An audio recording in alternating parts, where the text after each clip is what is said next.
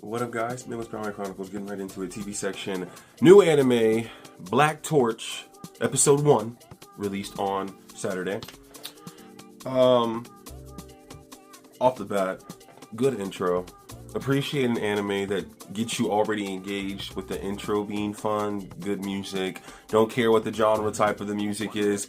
Good, fun intros and outros make you love anime automatically. 1. 2.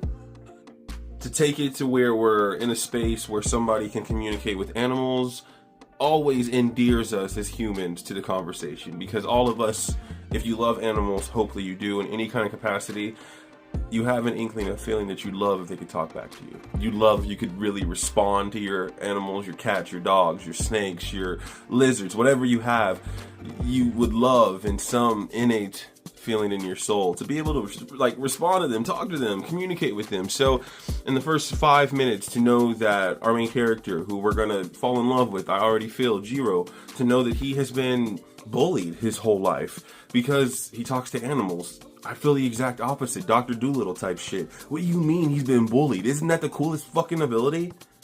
Talk to animals that are scared, that are happy, that are trying to attack somebody, and just say, no, he's just mad because you walked into his yard and he wants to protect his owner. Like, that's a buffer to keep you guys safe. To bully him is weird.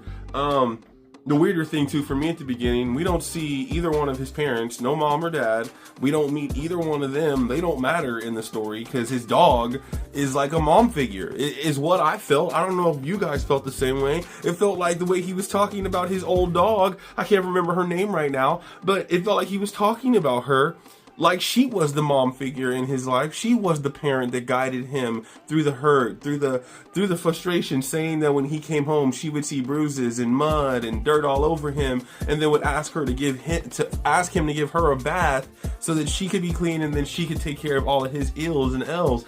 But she can't wash him after this. She can't give him a bath after this. So that was such an interesting conversation. Like, are you telling me you're that much more connected to animals than you are to humans? Because if you are, I know 1,000 people in my life that I love that definitely love animals way more than humans. So that's not even far-fetched to say. It's just a very interesting take that there are no parents. We didn't see any of that. We saw him immediately make a choice to protect animals all the time and be okay with loving them, that he could talk to them and communicate with them too. It was a good episode. It was a pilot episode. It was nothing out of the ordinary. It was irrational thought by Jiro. It was saving somebody in Rago who you don't know, who you don't care about, or an animal, I guess you would say, but not really. But again, a Mononoke in Rago who you don't know, you don't care for, but one of the birds that you communicate with tells you about a cat that's bleeding out in the forest, and you go and save it. And those moments are the selflessness of human nature that we hope we all have, that in a moment of need, you really do sacrifice and help, that you really do take that seriously and hope you can make something easier for somebody who's struggling, or some being, some animal who's struggling. So immediately off the get-go, in every pilot episode, I'm always going to watch for what the tropes are going to be, for what we're going to see in these kind of shonens, in these kind of animes, where we're going to have the antagonist go through strife, a little bit of adversity. But I wouldn't even use the word adversity to describe Jiro, because fuck that. He didn't go through adversity. He quite literally died. He quite literally died in this episode. He quite literally got killed. Like, it was cool to come back, and the immediate just pessimist in me says, Rago's not your cat. You had no reason to go and sacrifice your life for this cat. He already told you, Rago already told Jiro, I'm a Mononoke, so I am not a cat. I am in this vessel, in this body, if you would, but I'm immortal. I'm a god, basically, and I could do whatever I want, and I could eat you. So are you trying to help me, you stupid human? Classic, I don't need your help, get away from me in the first episode. You're just a nuisance, and I can't have you around me. But more, it's because you want him to be safe, because you are appreciative of Jiro being able to be selfless. In a world where you think humans are selfish, already hearing it in Rago's tone, where humans are selfish, don't give a shit about anybody else. He's looking at Jiro like, you can't be any different than any of the other ones who have tried to kill me or tried to take me for what I am and use me until you can throw me away. And then he gets humbled by Jiro just speaking to him and saying, I just care for your well-being because saving you would have been for nothing.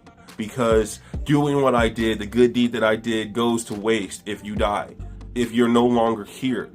Even though I still say, he's immortal, Jiro, what the fuck are you doing? But the selflessness that this man is showing in the first episode is that he doesn't care.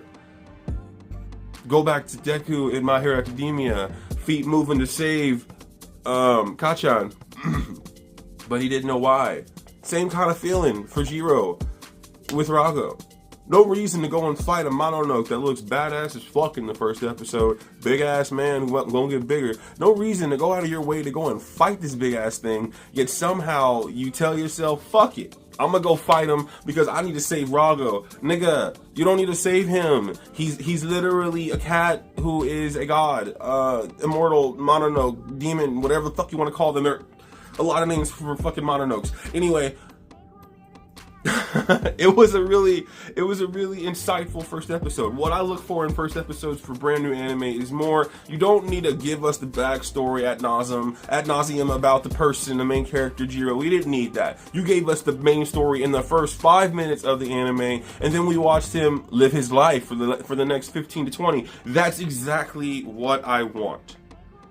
I don't need you to wax poetic nauseum about what he's doing, where the strife is, but I know in every first episode, every pilot episode of anime, they are trying to get you to be engaged before you really think about what you really like about the anime. My best friend, he's the one that taught me about the 3 to 6 rule. The 3 to 6 rule that applies to all anime and will always apply to all anime. And it was true. I wanted to believe it was bullshit. No. By episode 3, you should have an idea of the main characters, the plot line, and where the story's going. And by episode 6, you should be engaged, in love, and if you are not, be done with it. That was a template that he gave me almost 7 years ago.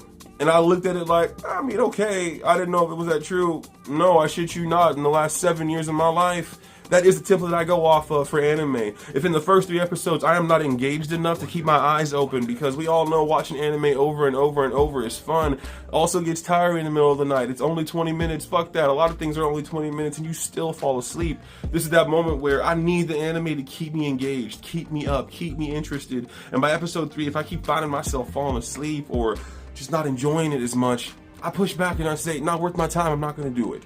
And I don't feel bad about it because we're human and we don't have to sit there and do something because we started it. If you don't like it, move the fuck on. And that's exactly what you would do. Because I know that as much as I like the pilot episode, it's not for everybody. And it's the same trope that we're going to see across 1,000 shonen jumps, across 1,000 animes in this life. We're going to understand where the character comes from, what their origin story is, and what makes them different. I think in this case with Jiro, nothing makes him just periodically different than any character that I've loved across anime, and Asta and Deku's and Will and so many characters who are amazing in anime. He just feels like another one of them that's plugged in though, that we need. A Yuji type that I know that I could die. I know that I could lose my life, but at the same time, why do you need to die? Why do you need to lose your life by yourself? Why can't you have help? Why can't you have support? Let me help you out. So, with episode 1, I didn't expect a whole lot. I knew it would be the breaking into the conversation and showing us what we're going to see. But by the end of episode 1, I was ready to see how episode 2 unfolds. So I will be back for next week. And I can't wait to talk to you guys about some more Black Torch. And hopefully this shit goes crazy because anime is coming with the heavy hitters. And if you want to give us a basic anime that doesn't have a whole lot of substance, I guarantee you will not stay popular. So come with the shit. Come with the hard hitters. We need it. Anime is craving more and more because we are going levels up without even trying, so we're gonna need y'all to elevate, but not too bad for the first episode, so I'll definitely be back. Alright guys, this has been Midwest Brown Chronicles. I am your Midwest Brown Boy, Jalen Brownford. Thank you for watching any of my videos. Like and subscribe, come back. You guys have a great week. I'll talk to you guys next week. Peace and love always.